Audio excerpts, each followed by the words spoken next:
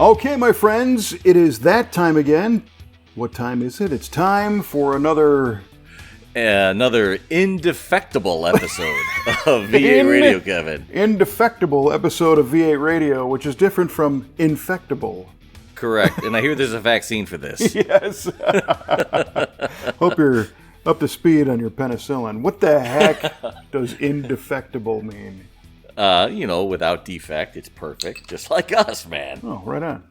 Well, no defects. Speaking of us, I'm your host, Kevin Ostie, joined, as always, by our esteemed co-host, Mr. Mike Cuball Clark. And this is V8 Radio, and it's a podcast that is a show that is generally about automotive topics and who knows what. And, part of the fun thing about this show is that we do a little bit of a trivia question. And I've realized I've been saying all this time we do a trivia question. In fact, we do two. You just got double the fun, kids. Double. We over-deliver the trivia question, in which I present one to Mike, and Mr. Q responds with his own. So did you land on a trivia question for this episode? I did land on one, yes, sir. And it is an indefectible question. I bet it is. Yeah. All right. Let's let it out of the gate here. Let's all right, Kevin. Short. Yes, it is. Yeah, get your vaccine needles ready. All right. This one's short, sweet, and to the point. What year saw the first introduction of the automotive airbag, sir? Airbag. Oh. Airbags. Couple of airbags right here. You're listening to, folks. Yeah. And hot airbags. We crash often. Well, it's my understanding that was there was kind of a space race going on for airbags. It was between General Motors and Mercedes-Benz. And I know that as early as 59 or 60, General Motors had airbags that they were in testing, and Mercedes-Benz had them, I think, in production around that time. Is this the production version or the test version? Oh man! Don't answer my question with a question, sir. This is my only chance to establish that I know maybe a little bit about what the heck I'm talking about, when truly I don't. That's my act of subterfuge there. Gosh dang it! Was your question that when they first went into production? Yeah. All right. Yeah. So the introduction of the airbag. So, okay. It's also. It's my understanding that when they developed this technology, it was quite some time before they went into production. And production to me means the introduction. So that's how I'm going to define this. Yes, we are in agreement on that. All right. So, and for a bonus, sir, we're going to let you give us the car line model. I'm sure we are. Yeah. Okay. Well, I'm going to say... That's how we do, folks. That's how we do. I know. I'm going to say 1971 Mercedes-Benz was the first widely available. And the motivation for me making that guess is, again, strictly rectally speaking. Oh, rectally, huh? Yeah, because if you remember a couple years ago... there was some YouTube video where General Motors actually activated an airbag that was installed in like a 61 Impala or something, or a 60 or 59. Yeah, and they did a long-term validation test to see if one of these things had been packaged up for 40 or 50 or 60 years, would it still activate? Oh. But I believe that supplemental restraint was way pre-production. I don't think, Okay. Because you and I and anybody else has never seen a 61 Impala with an airbag. Correct. But that European stuff gets a little interesting, and I think early 70s is when it kind of hit the market. So okay, that's my guess. All right. Kevin says 1971. Our friends in the fatherland of Mercedes-Benz. And you see what I do there? By putting up enough BS logic, it sounds like I know what I'm talking about. Oh, man. I'm damned impressed, I got to tell you.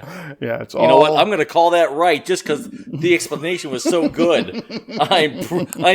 You're a pre-winner. This is a right. Pre-winner, sir. I'm a pre-winner. And it's all horse knuckles. Congratulations. Yeah. All right. Well, my question to you is nowhere near as difficult. In fact, we have talked about this on this podcast before and revealed the answer. I'm going to get it wrong then. Well, I mean, you might, because we didn't put like a lot of stress on it. But here it is. Because I have the Blues Brothers on the brain, which we'll get into shortly. Yes, we will. What was the 8-track tape cartridge that was in the dashboard of the Bluesmobile when the camera, produced it in a shot? Yeah.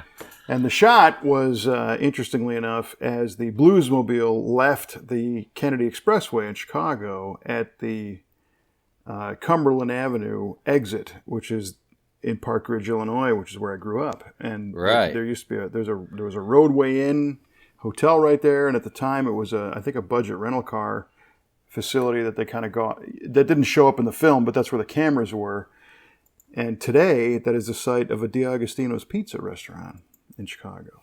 But that off ramp, they showed the car going on the road, and they showed the 8-track cassette tape in the dashboard, and they were listening to some music. What was it? All right. Just 1 second, Kevin. I have to consult my notes here. Yeah, nice. As I tap furiously on my keyboard. Yeah. No Googling, man. No, never. No, I'm just kidding around. I do remember us talking about this in a past episode, too. We did talk about it in our music episode. Yes. Where we paved new ground. And I will remind our listeners that if you've never checked out the music episode, it's a different format because it was only available on the v8radio.com website. And what we ended up doing, because we wanted to talk about cars and tunes and cars, songs that you used to listen to when you were cruising.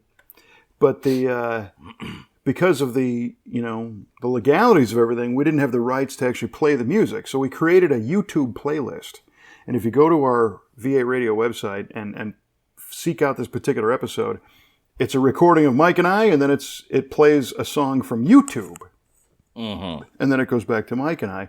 And that was our way around the rights issue. And one of the songs in that was from that very 8-track cassette. Yeah. Man, there's really no mealy mouth in this one. You either know it or you don't. I'm gonna say it was Sam Cooke, but I don't know the song. But I don't know the album name. But I think it was Sam Cooke in there. Sam Cooke. Yes, sir. So you're just going with the artist? Just the artist. Yeah. God, and I'm not even sure about that, but there's no way I'm gonna guess the name of the 8-track, the record name. Okay. All right. Well, I mean that's a great guess. I will. I've noted that. Yeah, I think it's a plausible guess based on the movie and based on them. As is the 1971 Mercedes-Benz for the very airbag. Plausible. Yeah. All right. Yeah. As long as you can justify it with some sort of BS logic. Right. You're a winner in my book. Thanks, buddy. Another pre-winner, folks. Pre-winning here. Pre-winner. Everybody gets a trophy today. Everybody gets a pre-win. That's right. That's great. We were talking about this at lunch the other day at the shop, and it's nice because a lot of our team at the V8 Speed and Resto shop, we eat together at lunch. So we have a kitchen, and everybody sits around the table, and we have lunch. And one of the discussions was, what's the definition of preschool? Why is it preschool? It's school. Preschool to me is 4 o'clock in the morning. I mean, that's before school. Right. Yeah. So preschool is still school. It should have just been school. Right? A pre-win is, pre-boarding Maybe an because airplane. It's not necessarily accredited by the states. I don't know. Well, I think the logic is it's an activity, a learning experience before full-on school. So it was preschool. But before the establishment of your, quote, permanent record.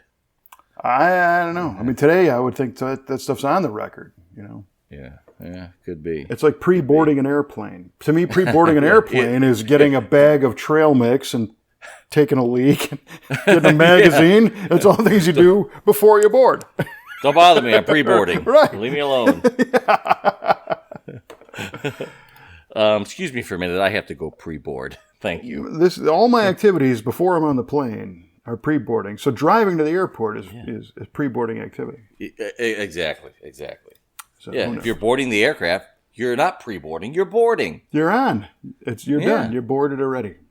So, I don't know. George Carlin and I have this shared viewpoint on life. But he's no longer with us, so it's my job to carry it on. It falls on you now, sir. That's right. The torch is being carried. Doing a great job. Thank you. All right, so moving past trivia, that does bring me to our drive-in cruise event, which is coming up in August of this year, and we finally landed officially on the Blues Brothers. You and I had talked about this before a little bit, but now it's out there and tickets are available. And if anybody wants to come join us on August 15th, I believe, at the Belleville, Illinois Skyview Drive-In, we'd love to have you. And this is a fun one because not only is the Blues Brothers a cool movie on so many different aspects, I mean, it's got a lot of car chases, it's got a lot of car crashes, it's got, stunts. It also has some awesome blues music. But for me as well, and we've talked about this before too, my dad actually worked on that film in limited capacity as a security guard when he was a police officer. So we put the vote out to the general masses about what they might want to see at the drive-in. And Blues Brothers this year was not number 1. It was number 3, actually. But the other 2 movies were a little bit risque for young kids. And we certainly want to open this up to as many people and families as we can. So that is our winner. And traditionally, at the drive-in cruise event, before the movie, we show a special V8 TV presentation. And in the past couple of years, this is going to be our 5th annual. In previous years, it has been a shop tour or kind of a recap of the past year. But this year, I'm looking forward to telling kind of my personal story with, like we're talking about, having my dad work on the film, and I've got some photos, behind the scenes stuff that nobody's ever seen because they were taken by a fellow police officer that my dad worked with. Yeah, it's cool. It's cool. I'm really looking forward to it, and of course the story about how my dad thought he was best friends with the director John Landis. So. That will all be in there. So we, this one's a special one, and it's our 5th annual drive-in cruise. So there's a special, anniversary there. It's also the 15th anniversary of our business, believe it or not. Is it? Yeah. Get out of town, man. Yeah. Well, I'm out of town. You are. In relation to me, you are definitely way out of town. Yeah. Yeah. Mm-hmm. I did not know that. 15 years. Well, yeah, the history of the drive-in cruise, the first one was actually our 10th anniversary, and we were trying to find some kind of cool thing to do, and we had in the past done open houses where people come to the shop and bring cars, or we've done garage sale kind of things, or swap meet stuff, and but I love drive-ins. I think that experience is really cool, and we established a relationship with a working drive-in, the Skyview, that has been functioning since 1949. Crazy. And came to them with this idea of doing a car show at the drive-in. And, of course, they're going to do whatever they can to, fill the parking lot, if you will. Right. And the only limitation was that typically they have to run current movies on the weekends because that's how they keep their contract happy with the movie studios and whatnot. So we did it on Thursday night. and typically that drive-in does a double feature. And we said, a double feature on a Thursday night, you're not going to get out of there until 2 a.m, or later. So we'll just do a single, and we'll do a little pre-thing and a pre-win, if you will. Hey, that's right, man. And they thought it was great because it's it added another night of sale activity for them. So they were like, of course, why not? Sure, yeah. And we tried to make this be a good experience where it was cars and a car film and stuff, a car show. And the people, everybody just has a great time at this thing. It really looks like it. I mean, you've done some live streams of it, with just hanging out with people who are there, and everybody's having a great time, and it fills the lot like crazy. It's amazing. I think we had just over 400 cars last year. Wow. Yeah, on 2 screens. We had to run both screens of the drive-in. That's a great car show. Let alone a good show, good turnout for a movie. Right. And it's surprising to me only because, I guess we do it, and it's, let me qualify that, it's a great event and great people, great cars, great films. Yeah. But, if you're going to personally do something, at least in my mind, it's like, I know the Hot Rod Power Tour is like a Paramount event and people come from all over the world to do it.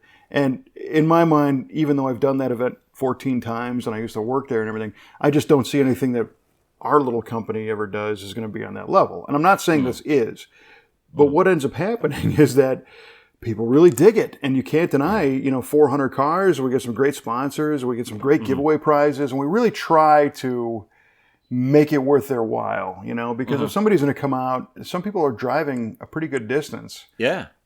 We don't want to waste their time. So we put a lot of effort into it. And it's so great to see that people come to us with what feels to me like an overreaction of joy. They're like, that was the greatest thing ever. And it's like, well, really, it wasn't, but it was fun.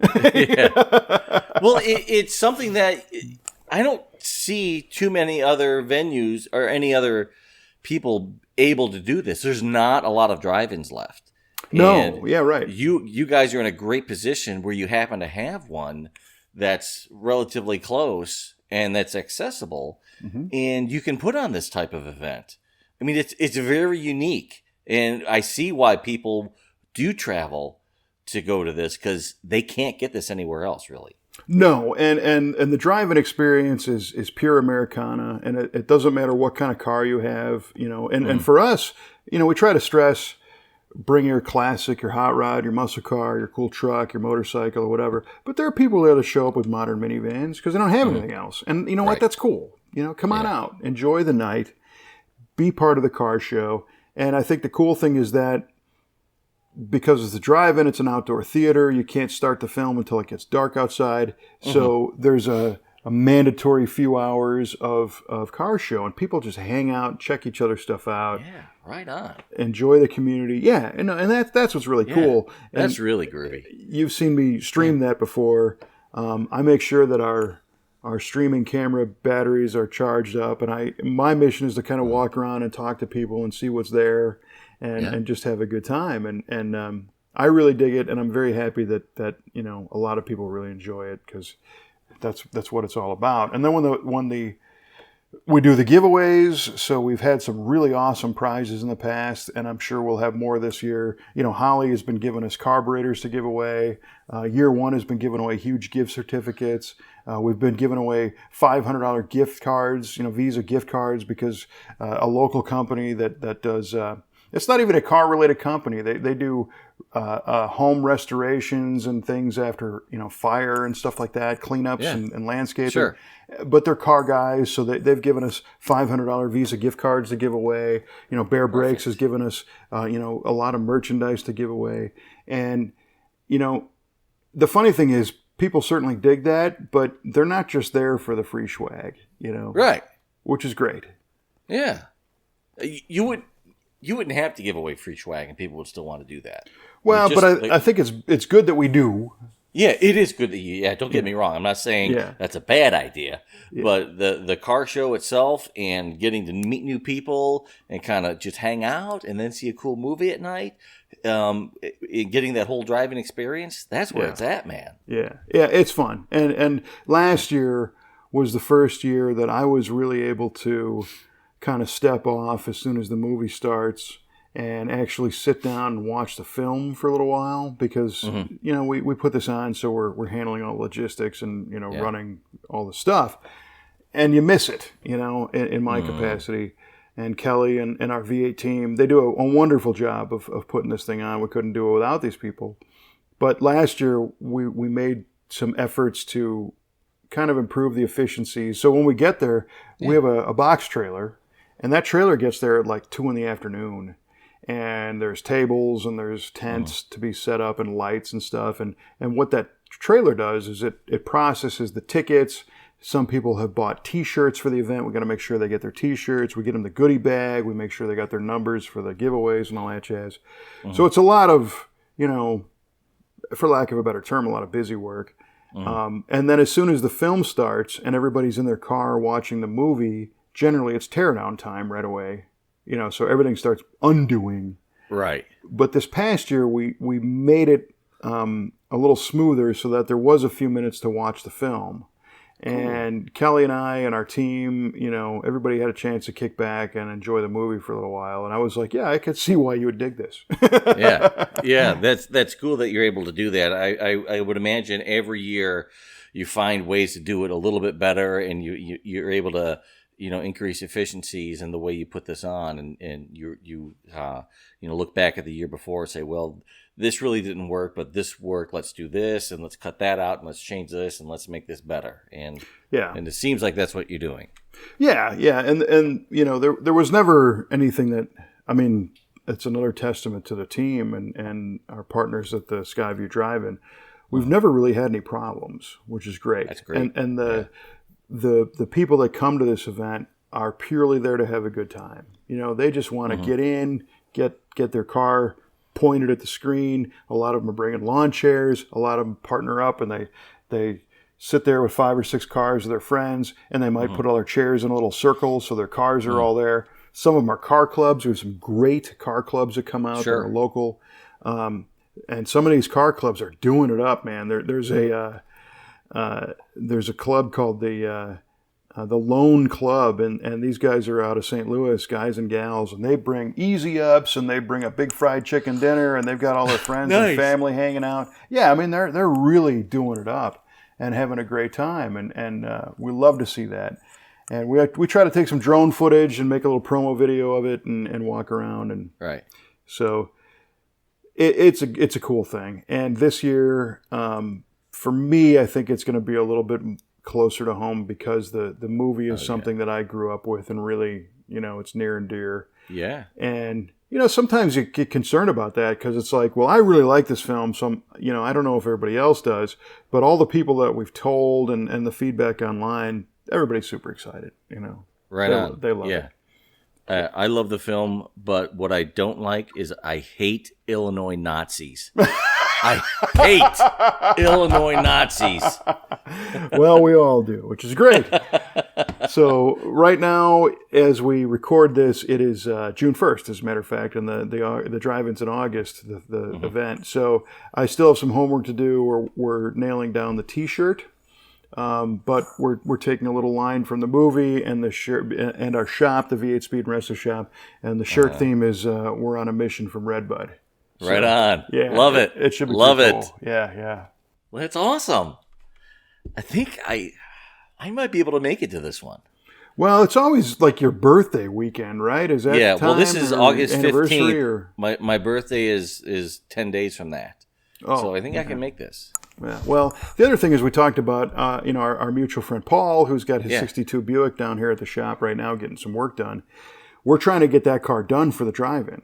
Right. And in an ideal world, Paul's a guy I grew up with, and he and I can both quote basically every line from that film. Mm-hmm. And if we get the car done, our plan was the following weekend to drive his Buick home and me drive our Ford Galaxy with him Oh, yeah. and road trip, from the St. Louis area to the Chicago area and deliver his car, and then Kelly and I would come back down. So that's on track right now. So awesome. That's cool. So that that would is be truly on a mission from Red Bud at that point. Yeah. Because he hasn't really driven that car in 15, 18 years, something like that. So if if you're listening and you're interested in tickets, if you're local or if you want to make the trip, you can find the tickets on the website driveincruise.com. And of course, we'll be sharing it on Facebook and all the rest of the social stuff. And we invite you to come out and have a good time, because it's kind of a, it's a low key, low stress, good time. You don't need to do or be anything. Everybody's welcome. Let's just go have a good night. Now, does the Skyview, do they use those old time kind of sound speakers that you click on your mirror, or do they broadcast their sound through like your FM? That's an interesting point. The weirdest thing is that the Skyview broadcasts the movie audio on an FM radio station. Right. Okay, so no longer do you have the little clip-on drive-in speakers. But the side result was something I wasn't expecting, and that is that everybody gets in their car, and when the movie starts playing, they tune in on the radio, and a lot of them are rolling their windows up, some are running their air conditioning, or whatnot, and the whole place goes dead silent because it's coming through people's cars, and it's not broadcast anywhere. Huh. So, our team, a lot of us are standing outside at our tent, our trailer. So we actually bring a boombox and crank it up real loud and tune into the station so that people standing there can hear the audio from the film. That's a great idea. Yeah, we learned it the hard way. Those people who don't have radios in their hot rods. Yeah. Yeah. What do they do? And there are some people that don't, and some people just like to sit outside. So they'll bring a lawn chair and sit in front of their car, and they'll have a portable radio as well. So that's a great point. If you don't want to sit in the car and watch the film, because we've done this in August every year, and a couple of years has been pretty damn hot. Yeah. So it's nicer to be outside. Bring a radio with you so that you don't have that problem. It's a great point. Well, yeah. Yeah. Thanks. Yeah, I was curious about that because I remember those big clunky speakers hanging on the window when I was a kid at the drive-in. Well, the benefit is you get, true stereo sound, and if your car's got a stereo in it, it's going to sound better, and, it's better than that mono... that crackly speaker hanging off your window. Interesting. Right. Yeah, that's cool. That's real cool. You got another event going on. Unfortunately, by the time this hits the air, it's going to be over with, but you got the Optimus Car Show coming up tomorrow Sunday, is the second, yeah. Yeah, as we record this. Yeah. Remember? Yeah. I remember. And it's a fun thing, and I've been kind of last minute preparing today. So I'm in this organization. It's called the Optimist International, and the Optimist International is a youth fundraising organization. And what we do locally at our local chapter is we have a handful of events throughout the year that fit where we live. So we have a tractor pull. I'm in a pretty rural area, and we've got a tractor pull. We've got an event called the Bull Ride, where it's a rodeo-style event at our local county fairgrounds. We also do a 5K run. We do a Christmas tree lot. But my particular event is the car show. And when I joined the club, I guess almost 7 years ago now, they're like, hey, guess what? You get the car show, which is great. And, in all honesty, I'm not a huge sit-down car show kind of guy. I would rather be on a cruising event or an autocross or something. But there was definitely, something going for this one, because the town that I live in and the town that is hosting this event is Waterloo, Illinois. And we have this totally stereotypical, picturesque courthouse town square. Mm-hmm. It's like Back to the Future. If you envision the clock tower, we got that same kind of thing. And that's where the car show is. It's the streets around the town square, and the whole thing generates money for the youth scholarships that our club awards every year to high school students that apply for them. So we do an academic scholarship, and we also do a vocational scholarship. which to me is very important, you know. Sure. And the cool thing there is that the show is largely staffed by our local high school auto club. Oh, that's even better. Because they're the recipients of a lot of this money. Right. So we get them involved to be the judges, and I train the judges on what we're looking for, and they help run the food stand, and they help with logistics and all this stuff. So that's what makes it a little bit different from your typical, you know, weekend bring your lawn chair type car show where a car club, you know, might be the benefit, or a bar or a restaurant or something. Right. You know, it's a youth fundraising organization. And I was just looking at the data, and so this is my 6th year of being in charge of this show. And 6 years ago, I think we had 76 cars show up. Okay. And last year we had 200. I think you're doing a good job. Well, you know, a lot of this is weather dependent. You know, you can't deny that. If it's a nice day, they're going to come out. And I've been trying to, you know, market this on social media as much as possible to kind of get it out there. It's the most effective way. Right. But, you know, what's interesting is that the car show world is full of people who, you know, there's no really, you know, nice way to say it, but there's some people that can be kind of challenging to deal with because they might have driven 50 miles or 100 miles to get here, and they want to win something, you know? Sure. It costs them $20 to enter, and they sit here all day, and if they go home without a trophy, they get upset. Yeah. And we try to tell them that it's not about the trophy, it's about helping the youth of tomorrow with their education and whatnot. But still, you know, you have that. And so this year in particular, a couple of days ago, I actually got a phone call from a guy, and he said, look, I've been to your show a couple of times, and I have a 69 Mustang, and because the way your classes are structured, I lost to a 2015 Mustang. And he said, I think that's nonsense, because this guy just went out and bought this car, and mine's been around since 69, so I don't even look at his as a, you know, any kind of a worthy show car. So what gives, you know? And there's some validity to that, you know? Yeah. He's got a 428 Cobra Jet, you know, Mach 1, and a guy with a 3 modification 16 Mustang ended up beating him. So I didn't, you know, here I've got an unhappy guy, and the show hasn't even happened yet. Serenity now. Serenity now. Well, right. So what do you do? So what we ended up coming up with is we've got 26 classes in this show, and you can't have a class for every single car, and you know, it's not something where everybody gets a trophy, because to me that's nonsense. But no pre-winners. No pre-winners. You know, either everybody's a pre-winner until they get a trophy, then they're a post-winner. But what I told him, I said, well, let's do this. I said, you know, he was kind of threatening that his Mustang Club was kind of boycotting our show, because they felt like they were getting hosed, you know. And after talking to him, I kind of understand, you know, what the deal is. So tomorrow at our event, we're actually going to have a meeting in which we're going to reach out to the Mustang Club in particular and the Corvette guys, and say, what would make you happy? You know, what would be the best way to judge these cars? Because you guys do this day in, day out. Sure. And that's what I want to do. You know, if we need a late model Mustang class versus an early model Mustang class, or whatever it's going to be. Right. Because my mission is to get people out to have a great time, talk to people, and meet new friends and look at cars. And if the byproduct is that it's aggravating people, well, that's not good. Yeah. I mean, I get the guy's point. You're right. There is some validity to his claim, and I get it. A 69 Mustang has had a whole lot more effort put into it over its lifetime than a Mustang that was just bought, you know, 6 months ago.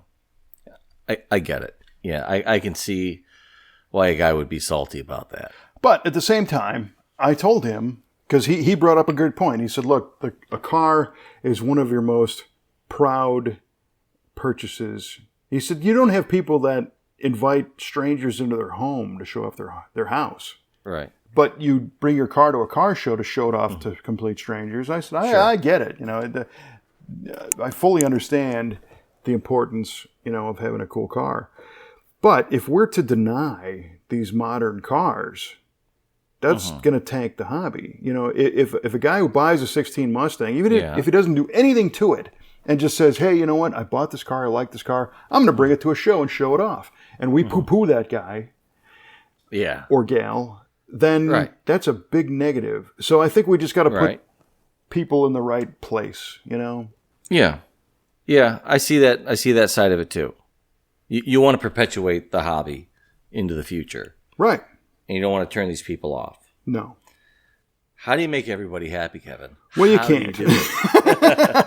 Kevin, you are charged with making everybody happy, sir. Yeah, and there's varying degrees. Yeah, there's varying degrees of that. And this gets back to a college philosophy class I had, which both of those sound foreign. Yes, I went to college, and B, I took philosophy.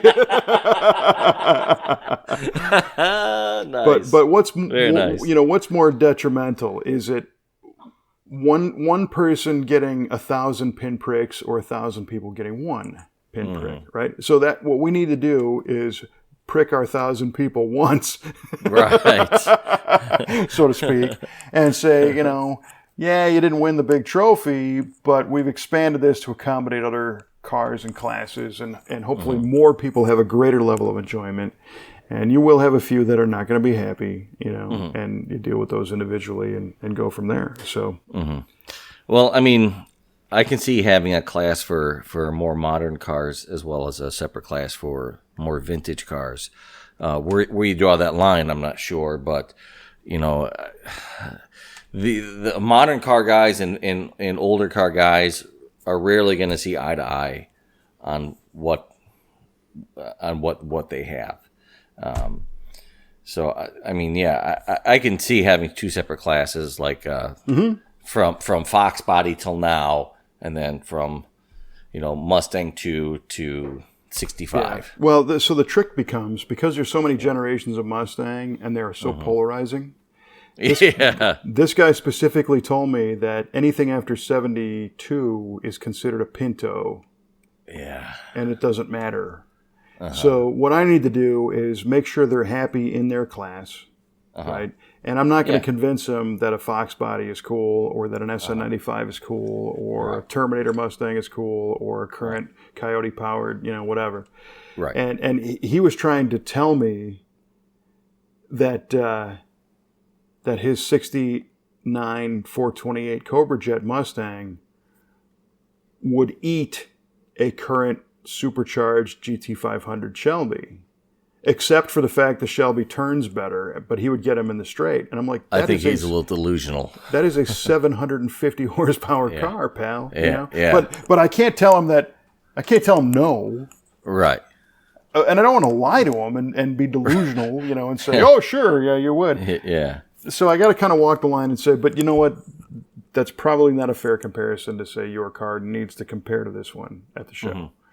And so the overlying mission is to educate a little bit and create some appreciation, both from the 2018, 19 Shelby GT500 owner, to appreciate a Mustang 2, from 1976, and then have the 68 guy appreciate these new cars, because they just don't understand each other, right, in many ways. Right. I like the Mustang 2, man. Come on. Mustang 2s need love. I'll tell you what, so we recently had an open house at our shop with the local Chamber of Commerce, and a woman who's very involved in the chamber pointed out that she had a 77 Cobra 2, right? Really? And that was the Farrah Fawcett car, the white one with the blue stripes, I guess it was. Yeah, and that was like a 110 horsepower toilet, from a performance standpoint. It really was. But you know what? It's still cool. It had a look. They were trying real hard to make this thing be, a standout in the market. Sure. And if I had one, I'd put a modern Coyote in it, and I would surprise a lot of people, Yes, you. My God. You would surprise everybody, I think. And getting back to the significance of that car with people's nostalgia and their own history, even if it was, 135 horsepower, 7.5 to 1 compression, 302, and couldn't get out of its own way. When she had one, and when she drove it, she loved it, and that's all that matters, And that is all that matters, right? Yeah. If you like what you're driving, who cares what anyone else thinks? Right. Now, of course, if she was going to take that to a drag strip or take it to a road course and expect to be competitive, then you need more. Right. You do need more. Yes. Yeah. That apples and oranges for sure. Yeah. My mother had a 75, 74 Mustang too when I was a kid. Thought it was the coolest car ever. It was a hatchback 302. There you go. A Mach 2. So to speak, is what it had on the rocker panel. Right. Yeah. You know what? Those are hard to find too today. They are hard to find, man. Yeah. And that was light blue, right? Yeah. Yeah. It's light blue. Yeah. Blue interior. Yeah. So they're all rusted away. That's why they're hard to find.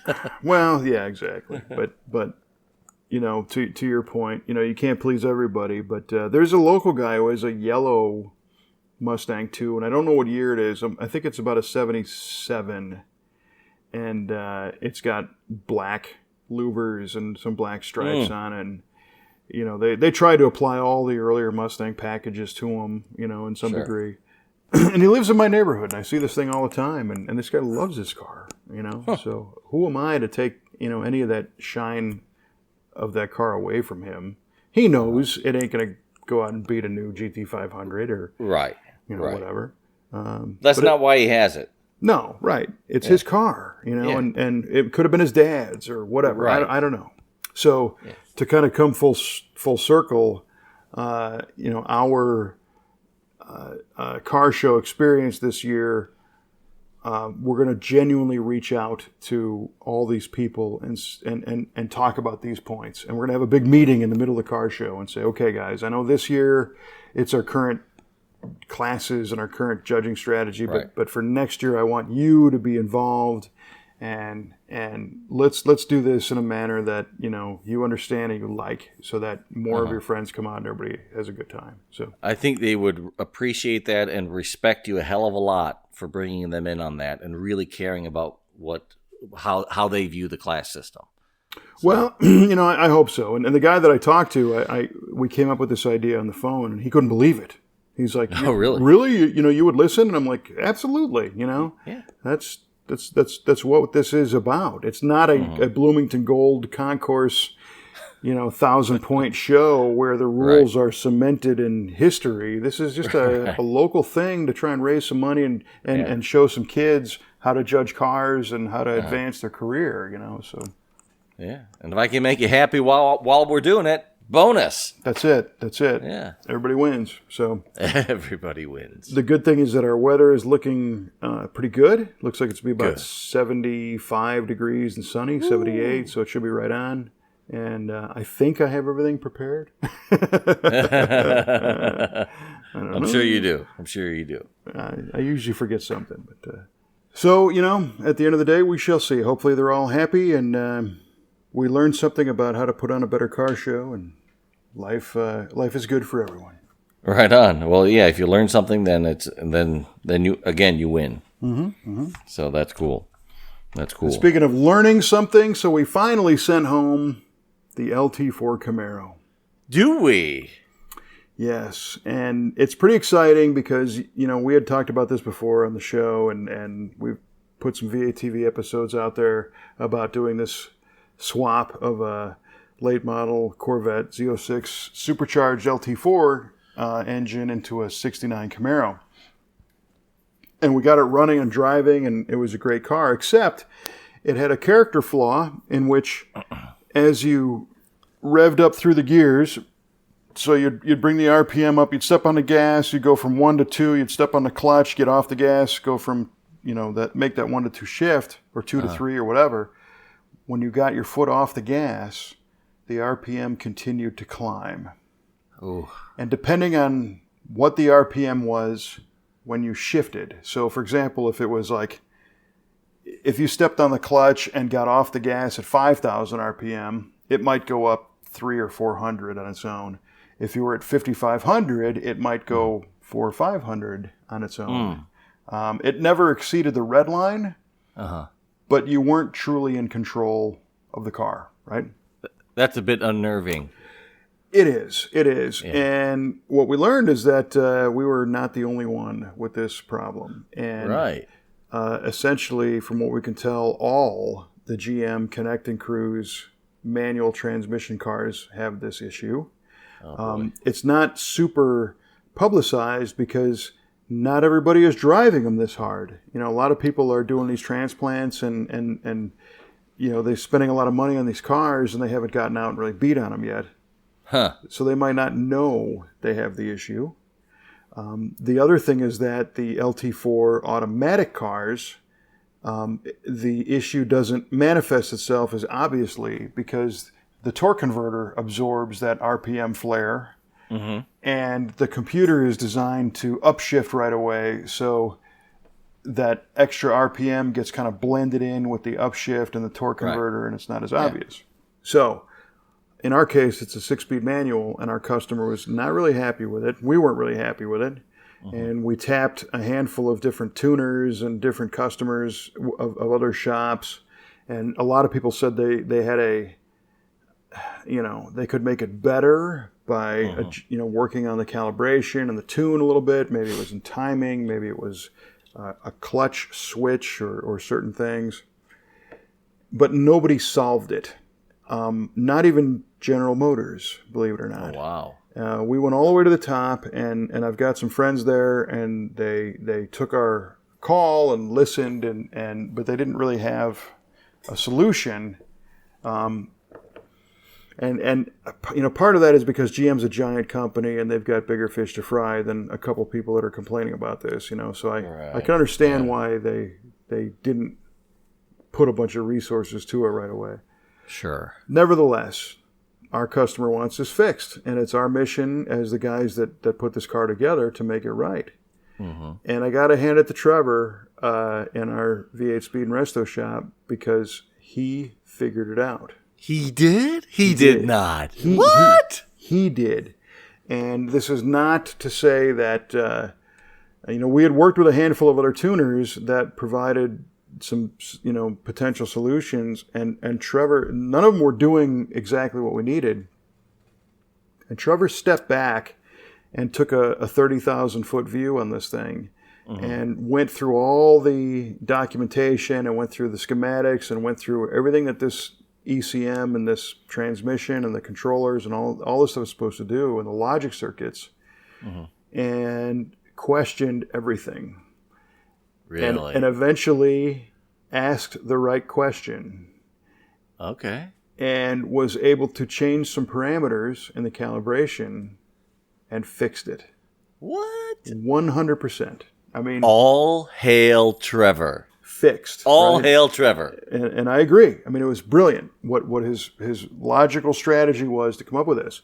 Yeah. And we live in a weird world because it's real easy to claim somebody else's intellectual property as your own or somebody else's tuning strategy or whatever. But this is so different from what everybody else was doing that it's very easy to show what we did. Really? The downside, I mean, our mission was to fix our customer's car. Sure. But knowing that there are so many others out there that have this problem, now, to quote Trevor, we're sitting on the golden egg. Oh, boy. Right? So what do we do? Because we've invested a bunch of time in it. The customers invested a bunch of money into it. Right. And at the end of the day, we kind of split the investment because we didn't charge them. You can't charge somebody for every minute you're researching and all that kind of stuff. It's just not fair. However, he brought us the car to fix, and we fixed it. So there's value in that. Yes. And we all had to kind of step back and look and say, okay, well, we have the fix, and right now, nobody else does. And that kind of means something. Yeah. But what does it mean, right? Where's the value in that? And if we were a software company that had 2 floors full of people on the phone, that were able to answer questions and take calls and whatnot, I could see it being of a higher monetary value, because then we could say, we could advertise, yeah, we got the fix. We can email you the tune. You can install it. You can pay us, and then you go about your merry way. But the nature of these cars is that every single one of them, generally has been tuned and calibrated by an individual. So they're all different. Right. And we don't have a call center, and I don't have the kind of liability insurance to say, and Trevor works on cars. He's not emailing tunes out and then taking those calls when something doesn't go right or answering questions, right? And you're obviously familiar with that. That's kind of what you do. Kind of what I do in your daily job. and how many people are in your department that do that? 15. Yeah, a lot. And I don't. Yeah. We don't have that. So it was real attractive to say, well, we need to sell this. We need to sell this cure. But then when we started kind of working backwards at the reality of it, it's like, well, what do we do? And what we do is build cars and make them run right and restore them or modify them or whatever. We don't sit there on the phone and if a customer has a tuning issue, we don't have a help desk. It's not what we do. So then we're trying to distill this backwards and say, well, what can we do? So if somebody has this problem, what's a fair thing? And if you're familiar with revision history of documents, so you could be using a Google document and look back and see what the changes were that got saved yesterday or 2 days ago, or whatever. Well, the HP Tuner software has that same function. So there's a possibility that we could email out the fix for a customer, and then they can just look back and do a comparison and see what changed and go, oh, I know what this is. And then they could share it for free to everybody. I see. Huh. Right. Well, or maybe General Motors will put some value in on that fix. Well, maybe, but they're still kind of denying that there's a problem. Oh, and for them to accept a fix they would be admitting that there was a problem. Well, I don't sort of. I mean, I'm sure there might be some of that, but I think more accurately is they need to validate any solution. So they need to identify a problem. They're going to run that solution through a zillion different tests to make sure, that it's right and that it doesn't cause any other issues. So they really can't take some small shop's answer and assume that it's correct. They need to do their due diligence because they're General Motors. General Motors. Yeah. Right. God damn. Yeah. So what we were concerned with is if some guy called up and said, hey, I have this problem, I'll buy your fix for, I don't know, $500, whatever. And then he turns around and pastes it online, and then all of a sudden it's got no intrinsic value. Right. And not only that, our door is still open to a liability question because maybe Trevor's fix fixed our customer's car, but on your car, it might affect a different aspect of the calibration and maybe cause another problem. And I don't know because I don't have your car, right? Right.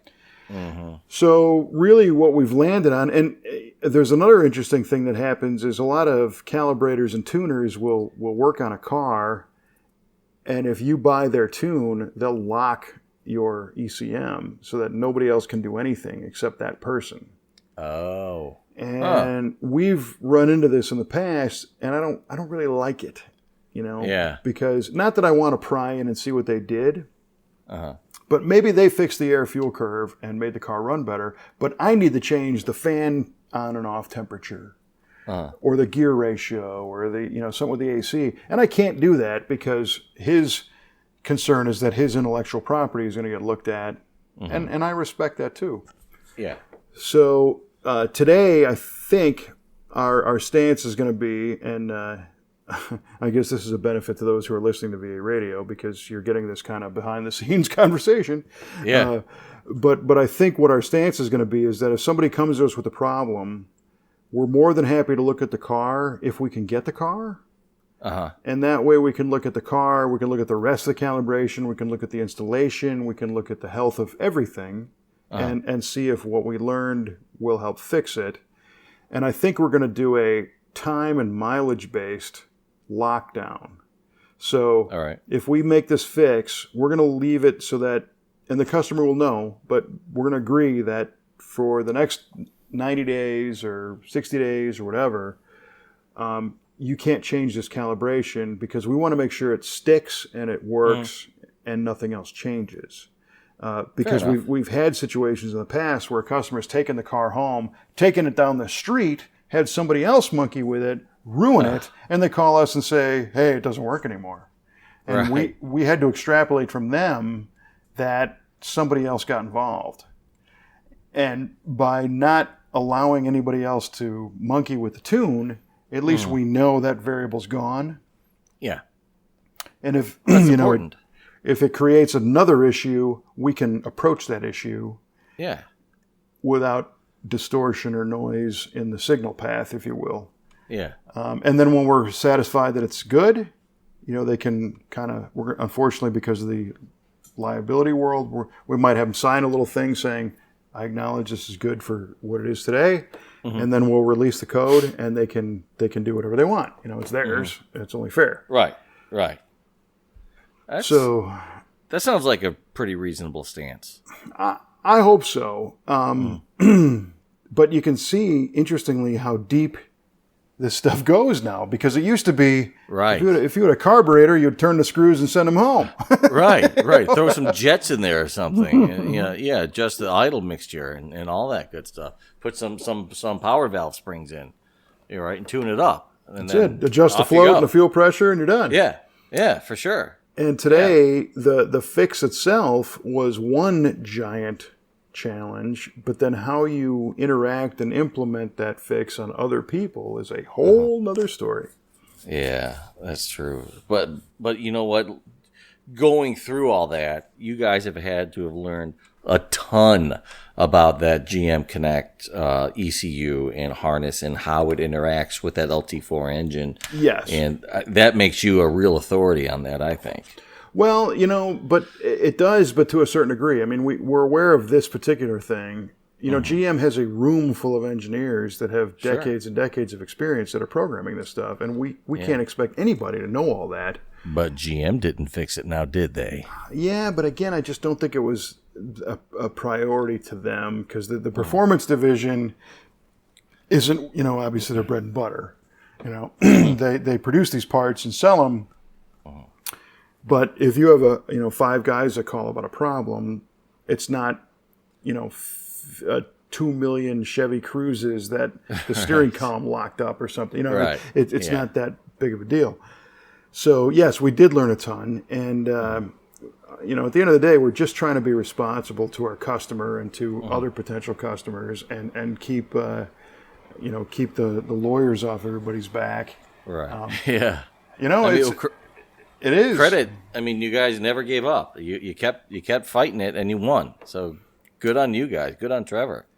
And part's really cool. And there was times when the car owner, thank God, he's an understanding guy. He's a great customer. He's a great guy, and he hung with us as well. And we had conversations where he's like, "Look, I think I just want to sell this thing," and I had to kind of talk him off the ledge and say, "Well, I don't have an answer today, but when we get one, I think you're going to like it." And then Trevor,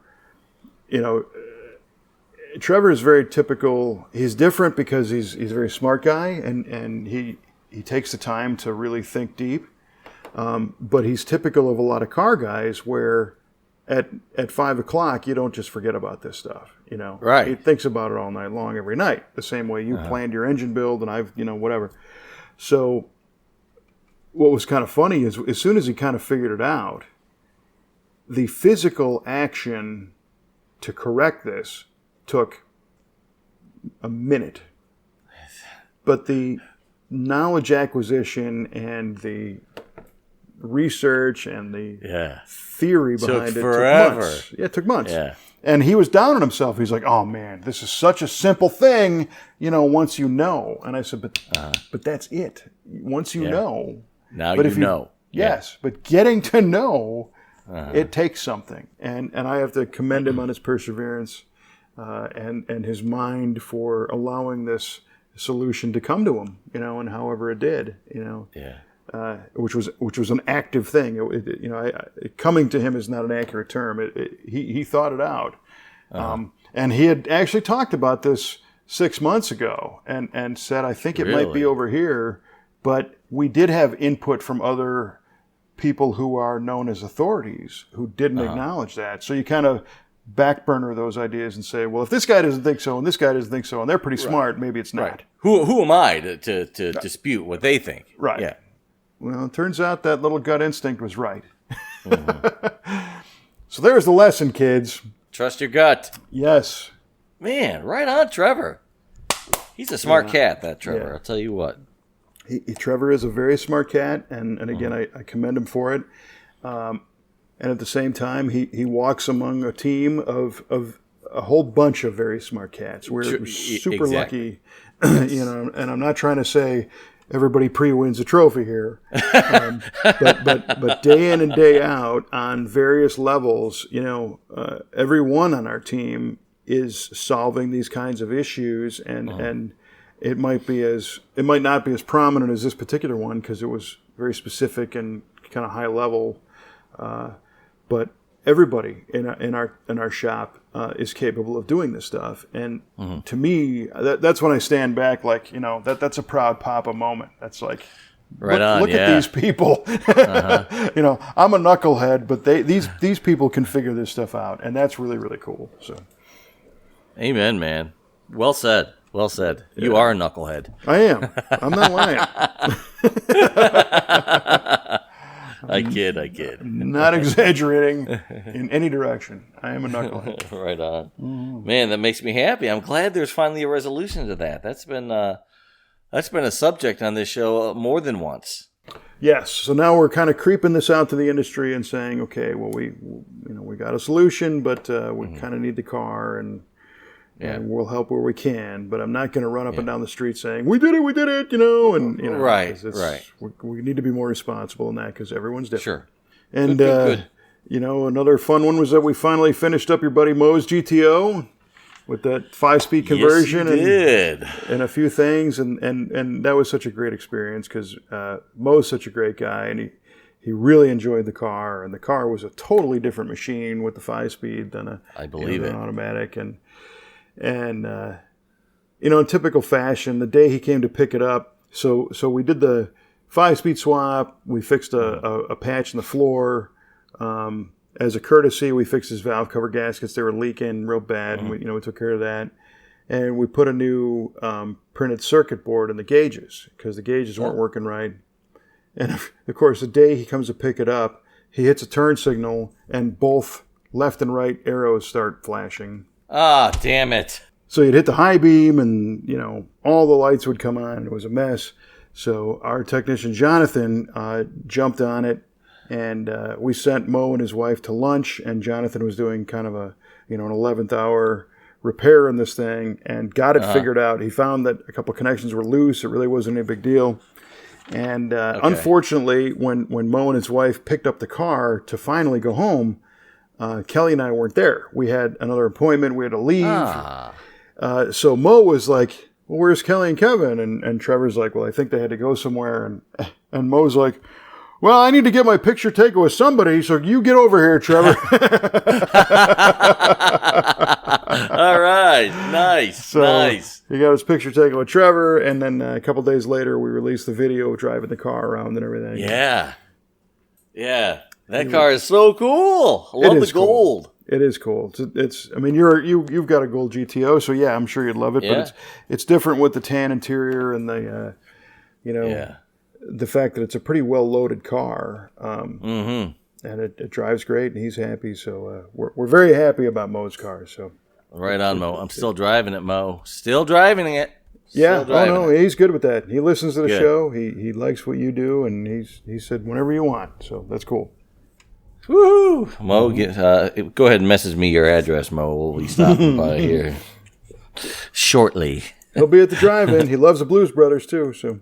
All right, sweet. All right, well, I got to go then. There's a chance, pal. Yeah, we'll do some drive-in burnouts That's in right. the gravel lot. Yeah.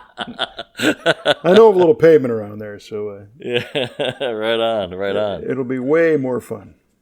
No doubt. Yeah.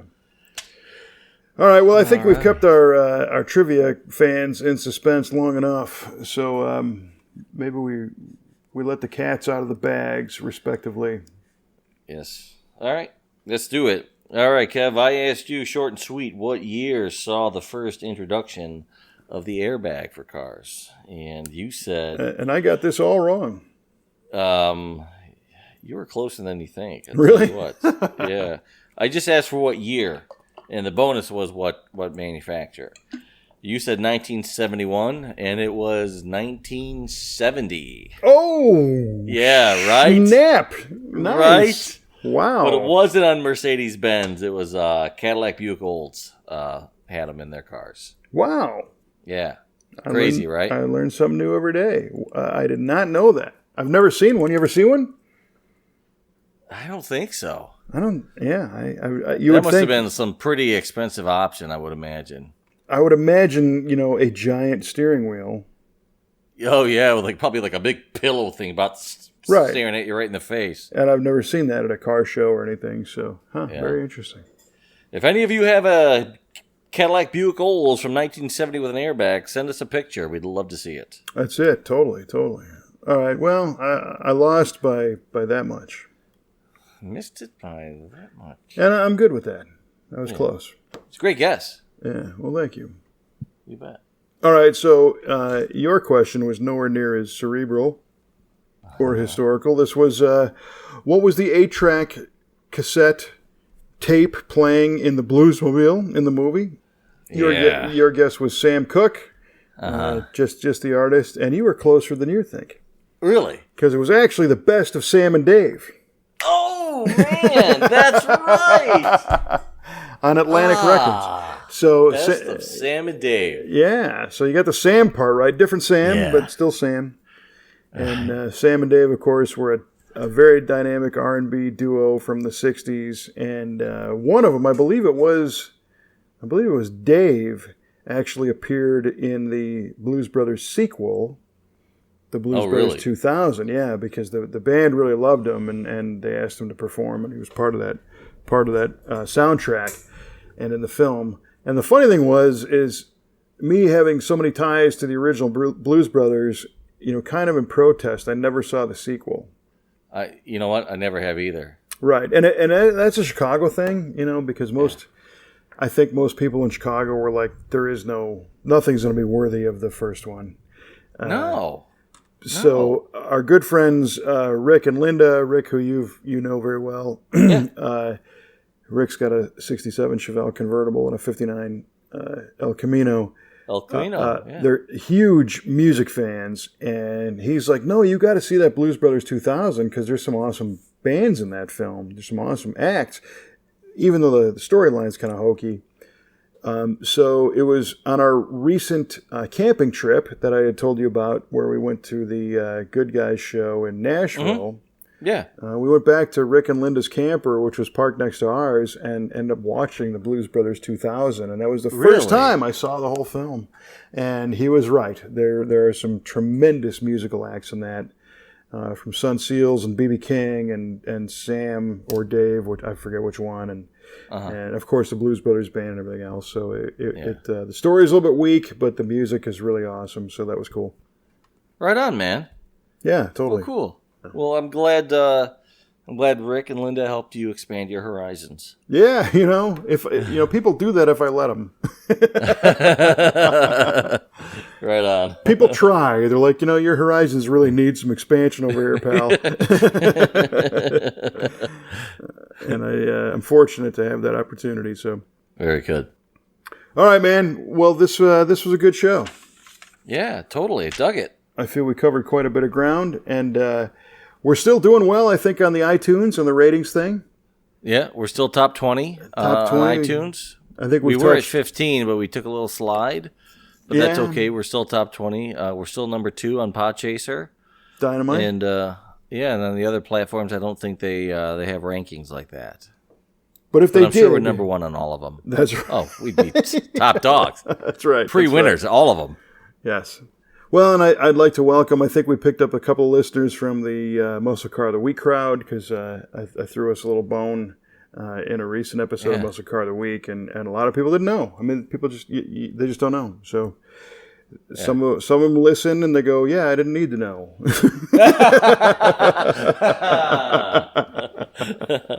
Yeah, that happens. All right. Yeah, but to everybody else, we thank you for hanging with us.